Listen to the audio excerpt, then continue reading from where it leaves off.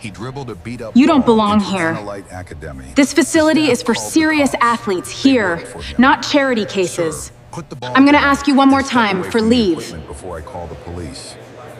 Bianca Sterling said it, the way you'd talk to a stray dog that had wandered in off the street. Firm, a little disgusted. Hang thing some action. Who do you think you are? In the gleaming lobby of the Just a guy with a ball. Elite Basketball Academy turned toward the sound. A doughy man in gym shorts and a faded college hoodie stood at the edge of the main court, bouncing a basketball so old and worn it had gone the pale brown of a paper bag. He wore rubber slides over white socks. He had powdered sugar on one sleeve. He caught the ball, tucked it under his arm, and looked at her the way you look at someone who's just told you a joke they don't know is a joke. "This your place?" he asked. His voice was easy, a little nasal, friendly. "Because the far rim's about a half-inch low. I'd get somebody on that before one of these kids grows into it." Bianca did not smile. "A man who belongs on this court does not walk in here dressed like he slept in a bus station. Somebody call security. This man is loitering." Nobody moved. Nobody spoke. And the man with the ratty basketball, 59 years old, gave the ball one slow bounce on the polished blonde wood. Thock, caught it again and waited. Because he'd been in some version of this room his whole life, and he knew the next 20 minutes were going to cost somebody a great deal, and he was fairly sure it wasn't going to be the guy holding the ball. What Bianca Sterling did not know, what she could not have guessed from the slides and the socks and the sugar on his sleeve, was that she had just threatened to call the police on the man who signed off on her paycheck. His name was Adam Sandler. Now, there's a kind of certainty that doesn't need any evidence at all. It runs on something older than evidence. It looks at a person for half a second, the clothes, the posture, the face, and it arrives, fully formed, at a verdict. And then it spends every ounce of its energy defending that verdict instead of checking it. Bianca Sterling had that kind of certainty. Hold on to that. It matters later. But before we get to how this ended, and it did not end the way she thought it would, let me take you back a few hours and show you who the man with the beat-up ball actually was. Because almost nobody at the Halstead Academy knew. And that was exactly the way he wanted it. Adam Sandler had woken up that morning in a rented room at a highway motel outside of Cedar Falls.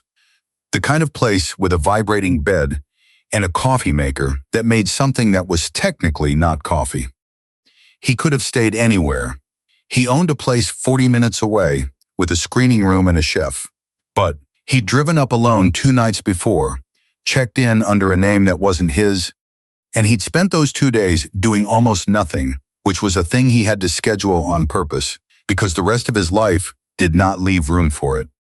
He'd eaten a gas station breakfast burrito in the parking lot and watched the sun come up over the interstate.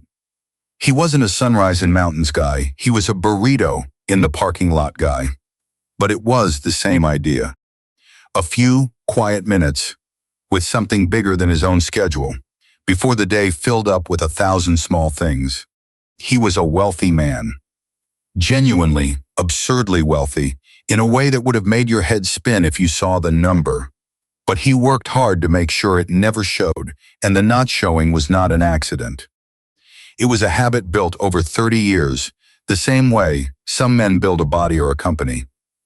Adam had figured out a long time ago that the second people knew what you were worth, they stopped seeing you and started seeing the number. And somewhere in his 40s, he'd decided he would rather be underestimated than fussed over. So he wore the same 3 hoodies until they fell apart. He drove a car that embarrassed his accountant. He gave away enormous sums quietly through a foundation that did not carry his name, and the giving was the part of his life he cared about most and talked about least. The basketball was the one thing he never let go of. It was a cheap rubber ball, worn smooth, the pebbling long gone. He'd had it since he was 12 years old. Since the summer his father, a plumber with bad knees and good hands, had scraped together the money for a hoop and bolted it to the garage without a word. On a night Adam had come home from school, looking like the whole world had sat on his chest. His father hadn't asked what was wrong. He just handed him the ball and said, "Go on, miss a few, then miss a few less." And Adam had learned something on that cracked driveway that he'd spend the next 40 years understanding. He'd watched the way certain people talked to his father, slow and loud, like a man in work clothes with dirt under his nails, couldn't possibly understand them. And he'd watched his father take it again and again without ever raising his voice. Because his father had understood something. A man who looks a certain way doesn't get to be angry the way other men get to be angry. The same raised voice that reads as passion in one guy reads as a threat in another.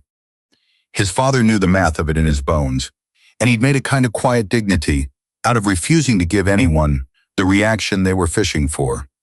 "Stay easy," his father used to say. Not because they earned your easy, because it's the one thing they can't use against you. Adam had carried that into rooms his father never lived to see. He'd made calm into a kind of armor, and eventually into a kind of power. He didn't get loud in meetings. He didn't get loud when a deal went sideways, or a director screamed on set, or somebody looked straight through him because he was dressed like a guy who did not matter. It had served him well. It was about to serve him again, in the lobby of a basketball academy, in front of 40 people and 2 police officers, though it would not feel like a gift while it was happening. It would feel like swallowing a rock. Now here's the part nobody at the Halstead Academy knew. 14 months before that afternoon, the academy had been 6 weeks from shutting its doors. It had overexpanded, the bank was circling, and the plan on the table was to cut every scholarship kid loose, the ones from the East Side, the ones whose families could never in 100 years afford the tuition, the ones the whole place had been founded to serve before it got fancy. And then, quietly, a foundation nobody had heard of had stepped in. It had paid off the debt, stabilized the books, and written one condition into the deal in permanent ink. Every scholarship seat stays. All of them. The families were told only that new backers had come in and their kids were safe. They were not told who. The foundation was called the Open Lane Fund. The man who started it, who sat on its board, who had personally insisted on that clause about the kids, did not put his name on buildings. His name was Adam Sandler. He had come to Halstead that afternoon for a specific reason, and it was not nostalgia. A letter had reached the foundation. No signature. Just a few careful sentences from someone inside the building, saying that management had started treating the scholarship kids like second-class citizens, bumping them off the good courts, scheduling them at dawn, making them feel like charity cases in a place that was supposed to be theirs, and that the protections the foundation had put in place were being quietly ignored by the people running the day-to-day. Adam did not send an auditor. He never did when he could help it. He'd learned you couldn't understand a place from a report. You had to walk into it looking like nobody and see how it treated a nobody. So he'd put on his oldest hoodie, grabbed the ball he'd had since he was 12, and driven to the academy his foundation had quietly saved to find out from the inside whether the place was as good as it had promised to be. He was about to find out, just not the way he'd planned. He'd spent the previous at his buddy, inside the building, and what he'd seen had mostly reassured him and slightly worried him in about equal measure. He'd watched how the front desk kid treated the parents, how the parents treated the front desk kid, how everybody treated the man pushing a mop along the baseline. Because you can learn the whole moral wiring of a place by watching which way courtesy flows down the chain of who has to be nice to whom. Most of it had been fine. Better than fine, in spots. The head trainer was patient with a nervous 10-year-old in a way that made Adam like him instantly. But he'd also watched an operations director speak to the maintenance man in a tone that made Adam set his water bottle down slow. A tone that turned a grown man of 63 into something smaller. And he'd filed it away, because that tone was exactly the thing the letter had warned him about, and he had driven a long way to find out if the letter was true. Then he'd wandered out to the main court, picked up his ball, and started shooting free throws in his slides like a man with nowhere to be. That was when Bianca Sterling found him. The Halstead Elite Basketball Academy sat on a landscaped campus on the north side of Ashford Heights, all glass and blonde wood and 40,000 square feet of climate-controlled hardwood with a lobby that smelled of eucalyptus and money.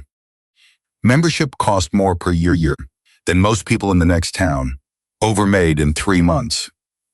The clientele was the particular kind of wealthy that has had money long enough to believe it says something true about them.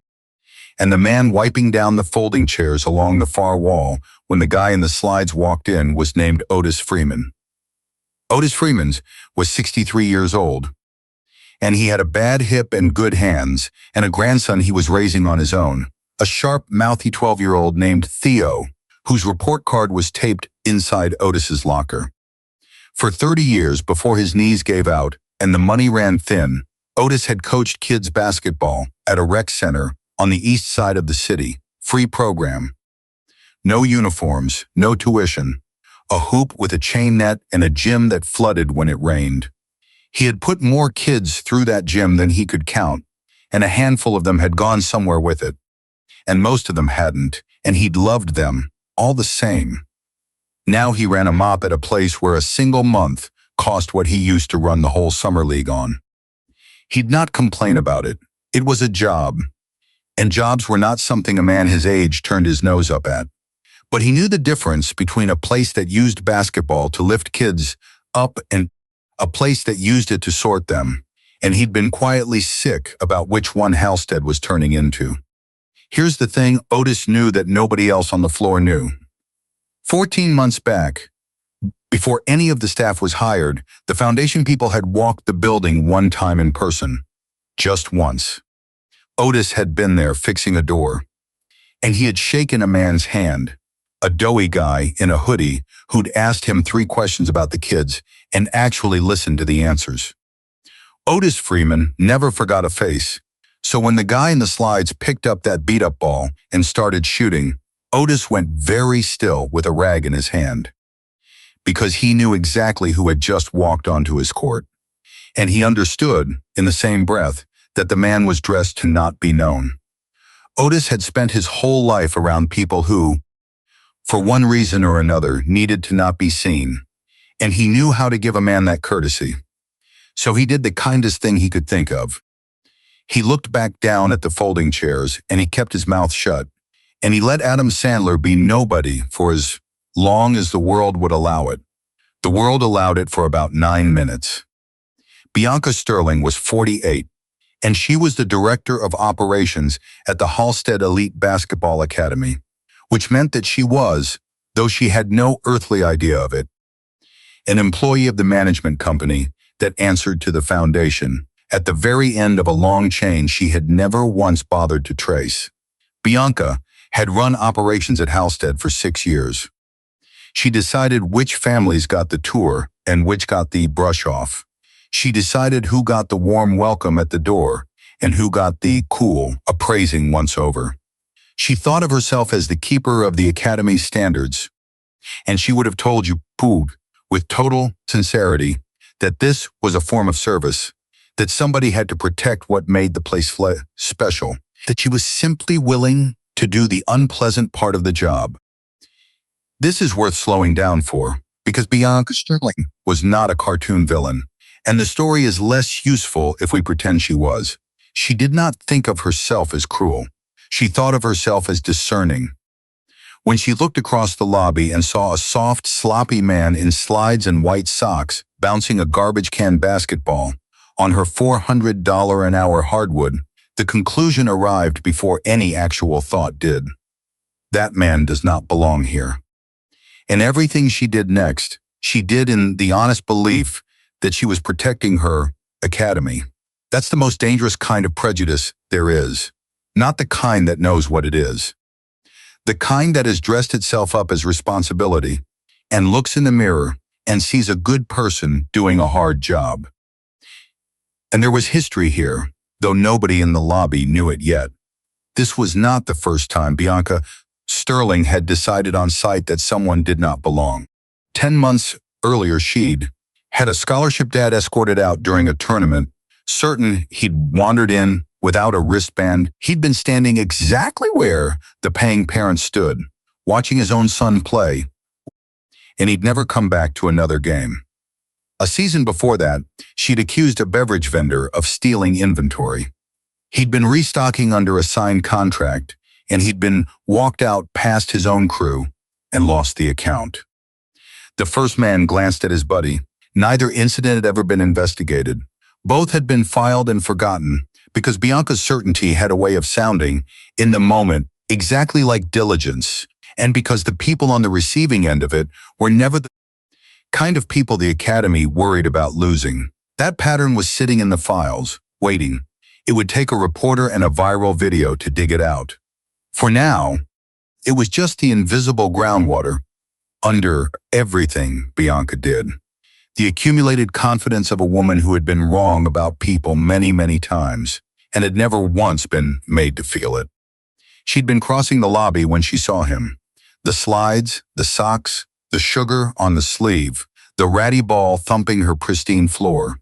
And instead of the obvious thought that a relaxed middle-aged guy shooting free throws in the middle of the day is probably just a relaxed middle-aged guy, Bianca's certainty supplied a different story. And she opened her mouth, and the afternoon tilted. "Sir, put the ball down and step away from the equipment before I call the police." Adam turned. He took her in, the sharp blazer, the precise hair, the face inching to an expression of righteous alarm. And he felt the old, familiar tiredness settle over him. The specific weariness of a man who has been handed this exact script before and knows every line of it, and knows that none of his own lines are going to work. "It's my ball," he said, and he almost laughed, because of how dumb it sounded out loud. "I've had it longer than that floor's been there. I've been the director here for 6 years, Bianca said. And now there was a performance creeping into it, her voice pitched for the room. "I know our members. I have never seen you in my life. And people who belong at this academy do not show up looking like they lost a bet." A couple of parents by the smoothie bar had stopped talking. A trainer paused mid-drill. Adam noticed a teenage girl on the mezzanine, a member's kid, bored. Phone already out, lift it and start filming. Because something in the body language below had told her this was going to be something. Adam saw the phone. He didn't react to it. He just held the ball still against his hip, in plain sight, and kept his free hand open at his side. He'd learned that too, somewhere along the way, the same thing Otis had learned, the same thing a whole lot of people learn. Keep your hands where they can be seen. Keep your voice low. Give the frightened certain person in front of you nothing they can turn into a weapon. "You've got 10 seconds, Bianca said, and pulled out her phone to walk out that door. "I'm not going to walk out," Adam said mildly. "I like it here. Rims are a little low, but I like it." So she dialed. Now, the call she made would matter a great deal later, so it's worth being exact about what she said, because every word of it would eventually get played back in rooms she very much did not want it played back in. She told the dispatcher there was a man who'd forced his way into a private facility. She said he was acting erratically. She said he'd refused to leave and that she felt unsafe. Adam had not moved from the free throw line. He had said in total maybe 15 words, all of them quiet, half of them about the rims. But in the story Bianca was telling, and by now she fully believed the story, a man who looked like that, standing where he was standing, refusing to scurry out when he was ordered to, was practically a crime in progress. The only question was how fast help would come. She hung up and crossed her arms and looked for a moment, deeply satisfied. The look of a woman who believes she has just done her community a service. Down along the far wall, Otis Freeman set down his rag. His jaw had gone tight. He looked at the man on the free throw line, and the woman with the phone, and the small crowd gathering at the smoothie bar, and the old, terrible, familiar feeling started climbing in his chest. The feeling of watching something wrong begin to happen and doing the math on what it will cost to step into the middle of it. 2 patrol cars rolled up out front about 8 minutes later. No sirens, but the light bars were going, blue and white pulsing across the glass. Every head in the lobby turned at once. People set down their smoothies. The afternoon had found its theater, and the guy in the slides was the show. The first officer through the door was a man named Dale Kroger. White, mid-40s, built thick through the shoulders, with the particular walk of a man who had already decided what was happening before he arrived. His hand rested near his belt, not on the weapon. Close enough to be a sentence without words. He walked straight past Bianca, straight to Adam, because, in the story Officer Kroger had also already assembled in his head, there was exactly one person in this building who needed walking toward. The second officer came in slower. Her name was Talia Brooks. She was younger and she was black. And she did the thing good officers do and bad ones never learn. She looked at the whole scene before she stepped into it. She saw the man by the free throw line, standing still, ball on his hip, hands open, shoulders loose, not 1 ounce of aggression anywhere in his body. She saw the woman in the blazer already gliding toward the officers with the eager step of someone who believed she was part of the investigation. She filed it away. She didn't say anything yet. "Sir, set the ball down and step back," Kroger said. Adam crouched, set the ball on the floor gently, and stood back up, hands loose at his sides. "Can I ask what this is about?" "Officer, got a report of a man forcing his way into a private facility. That right?" "I walked in the front door. Nobody stopped me. I've been shooting free throws for 20 minutes. That's the whole crime, if that's a crime. You a member here?" "Not exactly," Adam said. "It's complicated, but I've got every right to be standing where I'm standing. More than most." "Uh-huh." Kroger's eyes moved over the hoodie, the slides, the socks. "You got ID on you?" "In my car. I'm happy to walk out and get it. Slowly, whatever makes this easy." And Bianca was there at Kroger's elbow now, uninvited, nodding along like her presence confirmed something. "Officer, I'm the director of operations. I've worked here 6 years. I have never seen this man. He does not belong on a court like this one. Someone like him. Someone like him." The 3 words hung in the eucalyptus-scented air. Officer Brooks's eyes flicked to her partner, then away. She caught the words. She kept them. But Kroger didn't flinch at them. He turned back to Adam. "We're going to step outside, get that ID, and you and me are going to have a conversation about why you thought you could just wander in here." "I don't think I did anything wrong," Adam said. "But sure. Let's go get the ID." They walked out to the lot. Adam pointed to a dented, sun-faded sedan that looked deeply out of place among the German engineering, reached in slow, and produced a worn wallet. He handed over his license. Kroger looked at it. He looked at the man. He looked at the license again. And here is where a fair officer would have felt the ground shift under his feet, because the name on that license was one that a whole lot of people in America would have recognized. But Kroger had decided something in the first 3 seconds, the same thing Bianca had decided. And now he was spending all his energy defending the decision instead of checking it. "This a real license?" "Last time I checked, because anybody can print a name." Kroger did not hand it back, Heck. He held it. "Tell you what, I'm going to hold on to this while I sort a few things out. You wait right here." And there it was.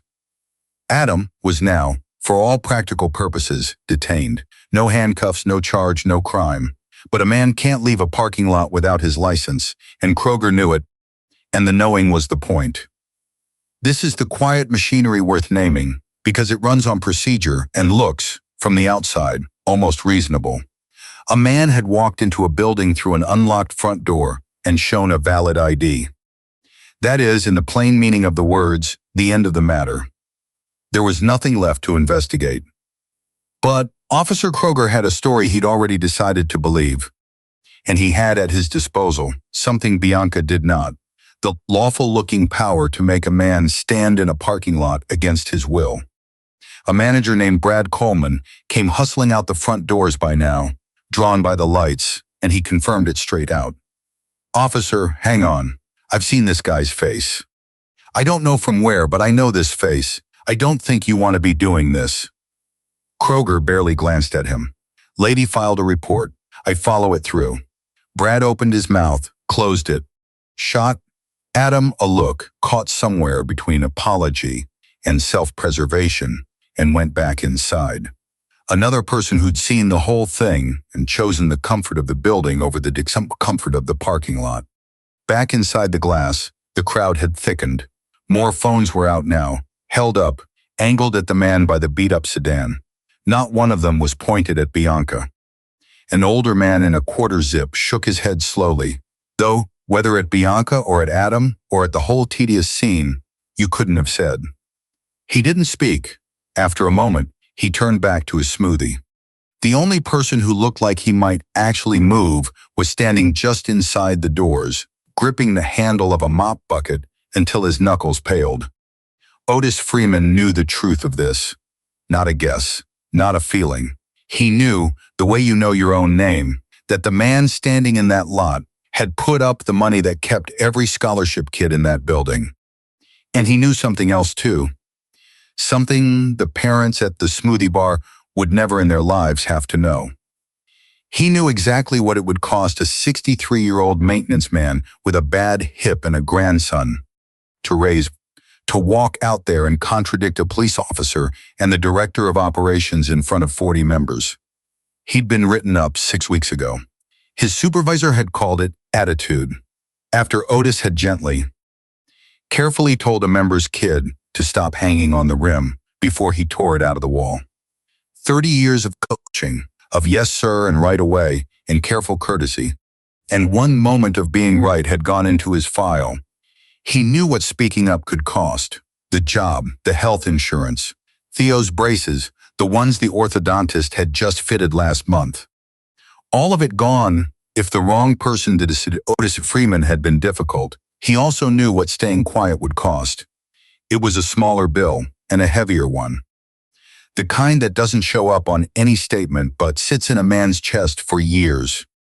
Otis wiped his hands on his pants, slow, and he pushed open the door and started across the lot. He did the arithmetic as he walked, because he was a careful man and he'd always done the arithmetic. And he'd been alive long enough, and black long enough, and broke long enough to know which way that particular bet usually landed. But Otis knew the other side of the ledger, too, the side that doesn't show up in any accounting. He knew what it would feel like for the rest of his life to have stood at the edge of that lot with the truth in his hand and his mouth shut. He'd done that before, more times than he wanted to count, in 30 years of being the only one of him in the room. Each time it had cost him something he couldn't name and couldn't get back. He was 63. He did not have an unlimited number of these moments left, and he'd decided somewhere around the 5th step that he was not going to spend one of the last ones being careful. While Otis crossed the lot, Kroger came back from his cruiser with Adam's license still in his hand. Undelivered. He stopped a foot too close. "Gonna need you to open up the car." "Let me take a look inside." "No," Adam said. The word landed flat and quiet in the space between them. Kroger's jaw moved. He was not a man who heard that word often, and never from somebody in the position he'd decided Adam was in. "You got nothing to hide. Why not just open it up?" "Because you don't have a warrant," Adam said, "and you don't have a reason. I showed you a license. It's real. I'm not letting you search my car. That's my right, and I'm going to use it. Nothing personal." He said it without heat, without a challenge in it. Just a plain statement of the law, by a man who'd sat in enough rooms with enough lawyers to know it cold. And that, more than anything, seemed to bother Kroger, who was used to the law being a thing he handed out, not a thing that got quoted back at him by a guy in rubber slides. "I'm trying to help you here." "No, officer. You're trying to search my car without a reason, and I'm telling you, real politely, no." Kroger stared at him a long 5 seconds. Then he turned, keyed his shoulder radio, and Adam heard the words go out over the static, calm and devastating. "Yeah, Requesting a K-9 unit to my location. Subjects uncooperative. Uncooperative. Adam had handed over his license, answered every question. Never once raised his voice. But he'd said no to a search he didn't have to allow. And in the grammar of that parking lot, knowing your rights had just been converted into evidence against you. That was when Otis Freeman reached them. He did not go to Kroger. He'd lived long enough to know better than to bring a contradiction to the angry man. He went to the woman, to Officer Brooks, and his voice was steady even though his hands were not. Officer, ma'am, I need to tell you something, and I need you to hear it. That man right there, I've shook his hand. 14 months back, before any of us were hired. He's the reason half the kids in that building still got a spot. He is not a nobody who wandered in off the street. He belongs here more than just about anybody who's ever walked through that door. He'd almost said the whole of it then. The money, the foundation. And he caught it at the last second. Because it wasn't his truth to tell. It belonged to the man in the hoodie. So he just said it again, quieter. You've got this wrong, I'm telling you. You've got this all wrong. Brooks looked at him. She looked at the 30 years in his face. She took it to Kroger. Gary, the maintenance guy, says he knows him. Says he's somebody. Kroger didn't even fully turn around. Maintenance guy's gonna vouch for a stranger in the parking lot? Course he is. We wait for the dog. And that was that. 30 years of knowing exactly who mattered, dismissed in 2 seconds. Otis stood there a moment, the truth useless in his hands. He looked across the lot at Adam, and Adam looked back at him. And Adam did a small thing then. A thing that cost nothing and meant everything. He gave Otis Freeman one slow nod. It wasn't a thank you for fixing the problem. Because Otis hadn't been able to fix it. It was better than that. It said, I saw what you just did. I know exactly what it cost you to do it. I will not forget it. Otis walked back inside and sat down on an overturned bucket in the equipment room. And for a while, he did not trust his hands to hold anything. Up in the lot, Bianca Sterling had not finished. She drifted over to the officers, uninvited again, and added to the fire she'd already set. Officer, I want you to know, before I confronted him, I saw him walking through the lot, looking into the cars. I think he was casing them. It was a lie, whole and clean. Adam had walked in a straight line from his beat-up sedan to the front door an hour earlier and hadn't been near the lot since. And when I first spoke to him, she went on, he got aggressive. He told me I'd be sorry if I didn't back off. He had said no such thing. He had said the rims were low and that he liked it there. But Bianca said it with the unshakable confidence of a woman who had never once in her life been seriously doubted, and Kroger wrote it down. He did not ask for a witness. He did not check the security cameras mounted on the light poles, their lenses pointed straight down at the row where Adam's car sat. Adam watched him write it down. His pulse climbed, not from fear, but from the slow burn of watching the system do precisely what it was built to do. Watching a lie become a line in a report because the person telling it looked the part and the person it was told about did not. His free hand closed once, briefly, and then opened. He breathed. 4 counts in, 4 counts out. He kept his hands visible, and he did not raise his voice. Because he understood the way Otis understood, the way everyone who has ever stood in a version of that parking lot understands that his anger, however earned, would be the very first thing they entered into evidence. So he stood still, and he took out his phone, and he made one call. It rang twice. Warren, it's me. Adam's voice was low, almost a murmur, the kind of voice you use when you don't want the people around you to hear, but you need every word to land. I'm at the Halstead Academy, the one the fund saved last year. I need you to come down here, and I need you to bring the whole file. The acquisition papers, the org chart, all of it. A pause, then the voice of Warren Ellison, who had been Adam's lawyer and friend for 25 years, who could read the temperature of his friend's voice in a single sentence. How bad? Bad enough. There's a unit here. They've got my license, and they called for a dog. I'm 35 minutes out.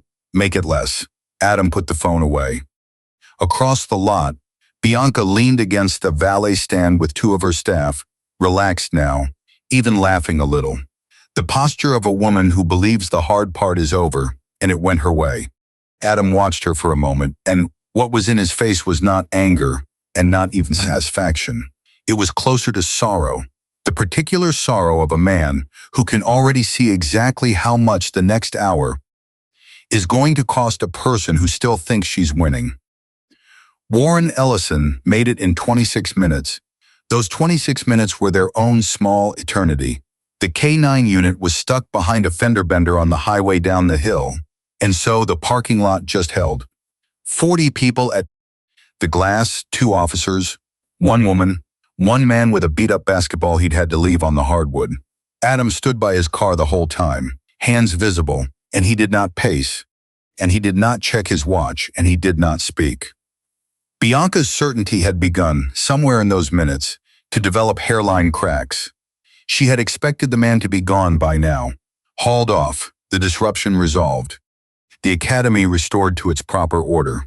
Instead, he just stood there, calm, unbothered, with the patience of a man who knew something the rest of them did not, and his calm was starting to frighten her in a way she couldn't have explained. Guilty men did not wait like that. Guilty men got loud, or got scared, or ran. This man waited like someone who had already seen the end of the afternoon, and was just being polite enough to let everybody else catch up. A black SUV rolled through the campus gates unhurried, and a man got out who did not match the afternoon at all. Charcoal suit, perfectly cut, a leather portfolio under one arm. He buttoned his jacket, he adjusted one cuff. And then he walked across the lot toward the cruisers at a pace that suggested he had never once in his life arrived anywhere, late or flustered. Because he hadn't. Warren Ellison had known Adam for 25 years, since the two of them were young and broke, and certain the world owed them nothing. Which turned out to be both true and the single most useful thing either of them ever learned. He built a career walking into rooms exactly like this one and rearranging them quietly, with paper. He did not believe in shouting. He believed in facts laid flat on a table where everyone could see them. And he had read, in one phone call, exactly what kind of afternoon his friend was having, and exactly what would end it. Bianca noticed him first. Something in her smile faltered. She didn't know who he was, but she knew the suit, knew the walk, knew the portfolio, the way an animal knows weather, and a small uncertainty moved into her face for the first time all afternoon. Warren walked past her without a glance. He went straight to Kroger. "Officer, my name is Warren Ellison. I'm an attorney and I represent the gentleman you've been detaining." He didn't wait for a response. He set the portfolio on the hood of the cruiser, opened it, and began laying documents on the warm metal. One at a time, calm and unhurried, like a man dealing cards in a game he'd already won. The registration for the sedan, owner Adam Sandler, 1 sheet. The incorporation filings for the Open Lane Fund, founder and chairman, Adam Sandler, a second.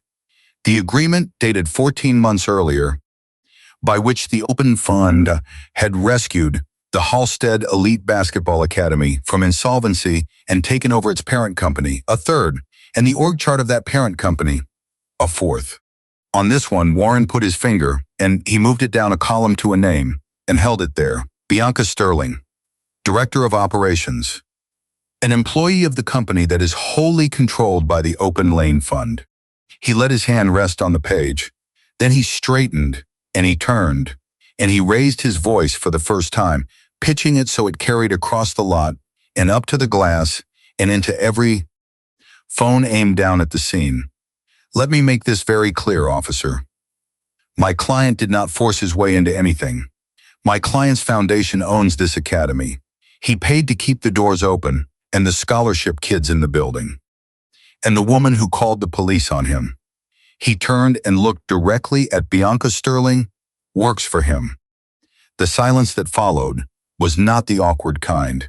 It was the kind that arrives when the ground shifts under everyone at the same instant. When 40 people understand, all at once, that they've just watched something they will not be able to unwatch. Bianca Sterling's face did not drain slowly. It went all at once, the color simply gone. Like someone had pulled a plug behind her eyes. Her mouth opened. Nothing came out of it. For a moment she just stood there while the arithmetic ran. The same arithmetic she'd refused to do an hour ago, when it might have saved her. The man in the slides ran the company. The company employed her. She had called the police on him. She had called him a criminal in front of 40 members. Into a recording she now dimly understood had been running on a teenager's phone the entire time. And then, because some people cannot stop defending the verdict even as it collapses on top of them, she tried. I didn't know, she said, and her voice had lost all its earlier authority. It came out thin. How could I have known? He wasn't dressed. Anyon would have made this same call. I was protecting the academy, that's my job. I was just doing my job. She took a step toward Adam, her hands coming up, palms open. Mr. Sandler, if I had known who you were, this is all just a terrible misunderstanding. Adam held up one hand, palm flat. Stop. He hadn't raised his voice once all afternoon, and he didn't raise it now. You didn't know who I was, he said. That's true. But that's not the part that matters, Miss Sterling. You didn't call the cops because of who I am. You called them because of who you decided I was before I said one word to you. And here's the thing that ought to keep you up tonight, he paused. If I'd been who you thought I was, some guy in a beat-up car, with no lawyer and no name on anything, every single thing you did today would have worked. That's the part worth thinking about. Not that you got it wrong about me, that you'd have gotten it exactly right about getting away with it on somebody else. He let his hand drop. We're going to be in touch, he said. 4 quiet words. And everybody in that lot understood that being in touch with the man who controls the company you work for, after what she'd just done, was not going to be a pleasant experience. Now, Officer Dale Kroger looked at the documents on the hood of his car. He looked at Adam. He looked at the ground. And then he reached for the railing that men like Kroger almost always reach for, which was procedure. Documentation appears to be in order, he said, flat official. Already building the version of this he could live inside. I was responding to a citizen complaint. I followed protocol based on the information available at the scene. He held out the license he'd kept for the better part of an hour, and when Adam took it, Kroger did not meet his eyes. You're free to go. You called for a dog, Adam said quietly. On a guy who showed you a clean ID, you waved off your manager. You waved off a man who worked 30 years with kids and knew exactly who I was. And you wrote down a story you never bothered to check. He wasn't shouting. He never would. I'd think about that if I were you. Not because of who I turned out to be. Because of who the next guy's gonna be. The one with the clean ID and nobody to call. Kroger said nothing. He got into his cruiser and stared at his own steering wheel, like the answer to the afternoon might be written on it. Then, Warren produced one more thing, almost as an afterthought, though Warren Ellison never did anything as an afterthought. He looked at Officer Brooks, the younger one, who had stood through all of it with a tightening jaw. There are cameras on those light poles, he said, nodding, with a clean line on this row.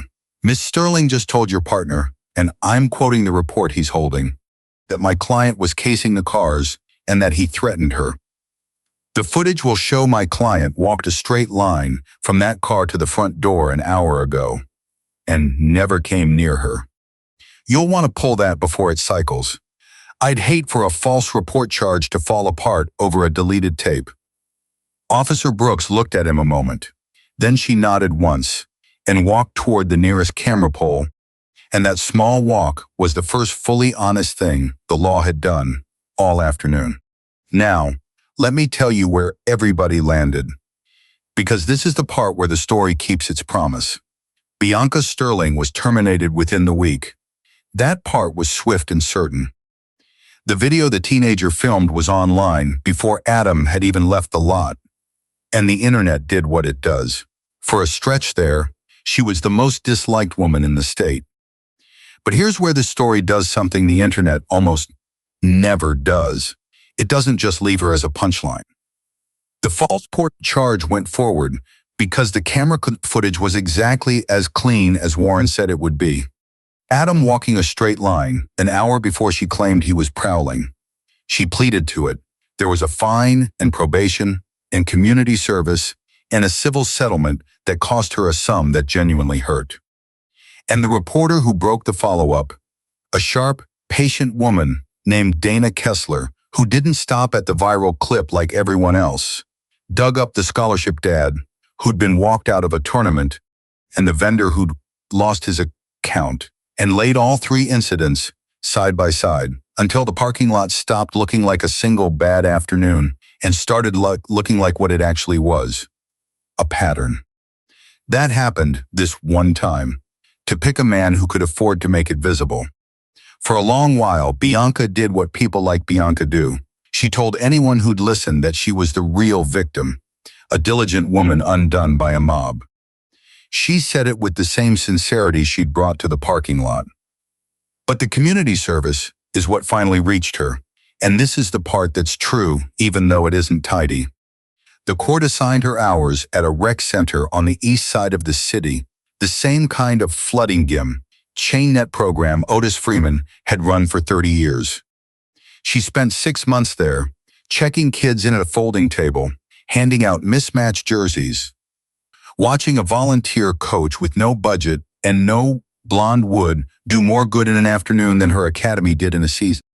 And she watched those kids' parents, tired, decent, dressed like people who worked for a living, get treated at that gym like they mattered, like they belonged, which was the one thing she had never once given the people she'd decided didn't.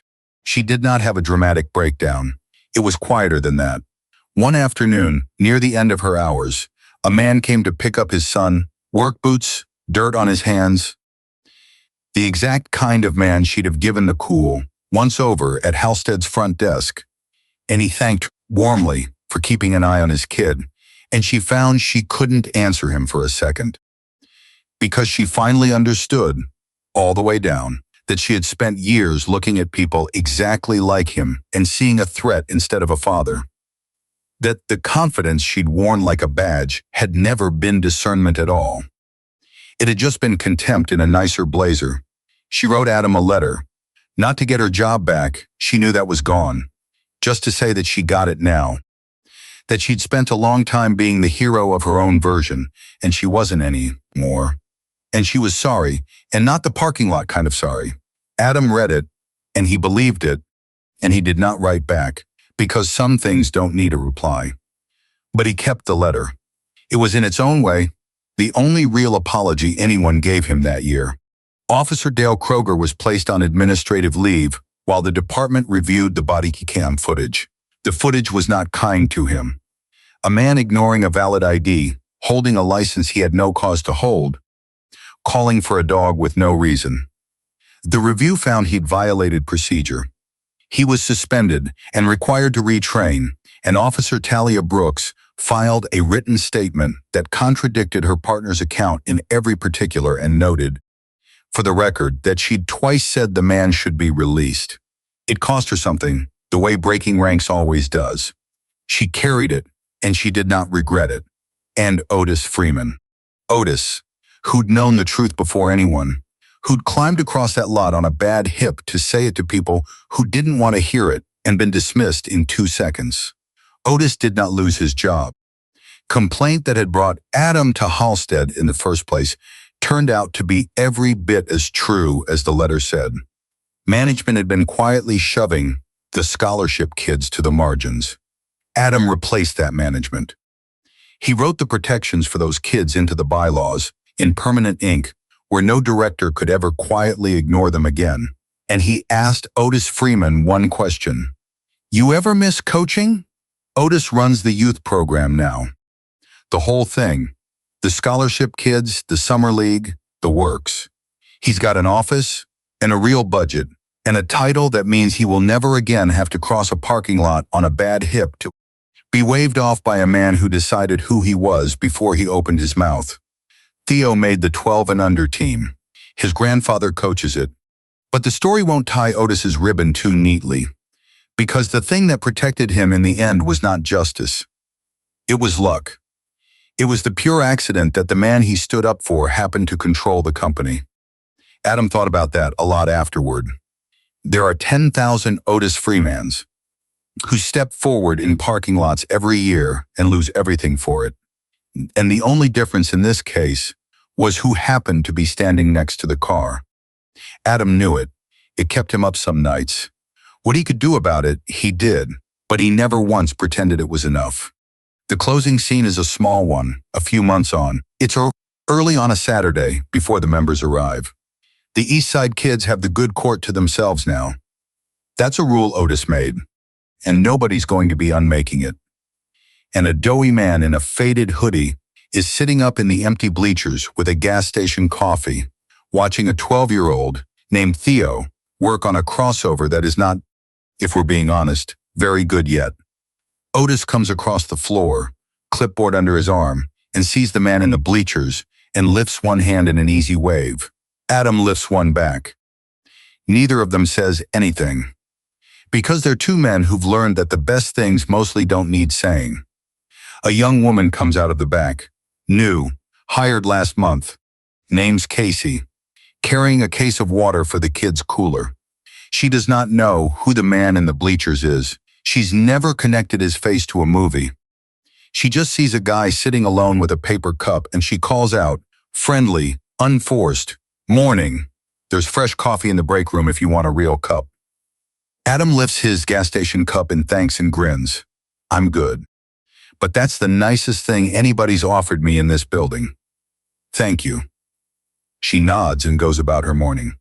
And that's the whole of it. A small, unremarkable kindness offered to a stranger who looked like nobody in particular, asking nothing in return. She will never know it mattered.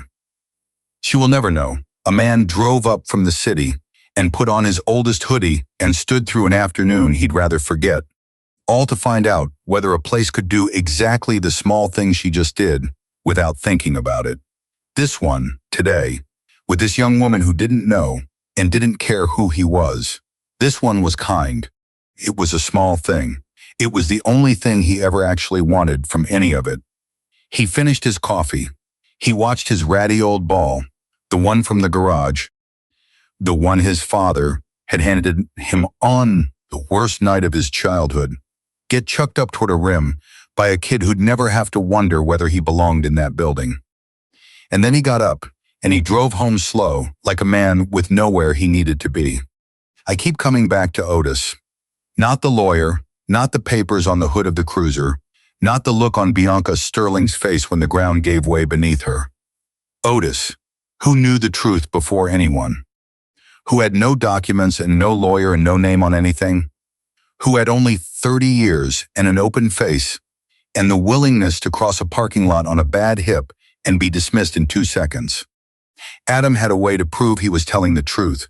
Otis only had the truth, and the distance between those two things, between having the truth and being able to prove it, is the whole distance this story is actually about.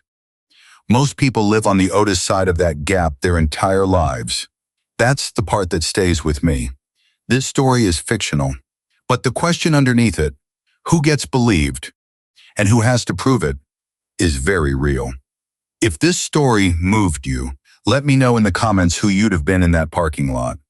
The one filming from the railing? The one who looked away? Or the one who crossed the lot? And if you want more stories about the quiet people who crossed the lot, subscribe and stay with us. The next one's already coming.